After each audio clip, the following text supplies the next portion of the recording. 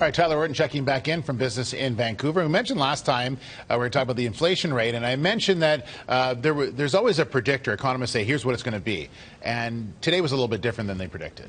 Yeah, not quite what both economists or the Bank of Canada was really expecting here. The inflation rate, the annual inflation rate in October jumped to 2.4%. And economists and Bank of Canada, they're figuring it'd be more around 2%. So even though it's just that 0.4 percentage point difference, it does make quite a bit of difference within the economy, especially when we consider, consumer prices going up.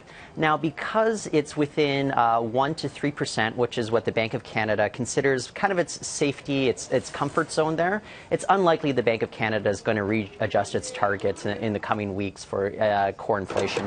But I will point out, if we take a look at the boards, BC, it's not as bad as the rest of Canada. Now, if you take a look at the numbers here, the inflation rate in Canada is at 2.4%. The highest inflation rate was down in Alberta, where it was 3%.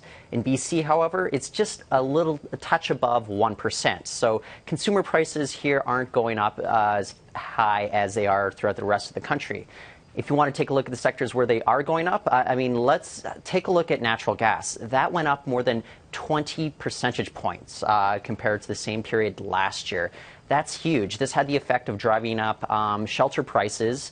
It's at 2.8%. And if you take a look at food prices, it also went up 2.8% as well, and that was driven a lot by the cost of meat, and we can see that the cost of meat went up about 12% as well. So those are kind of the big sectors the prices are going up. But as you saw on the boards there, keep in mind the price of gasoline, it actually dropped down about 4 percentage points, which is a little bit less compared to the same period last year, but it's still a big dive considering everything else that's going up this time of year.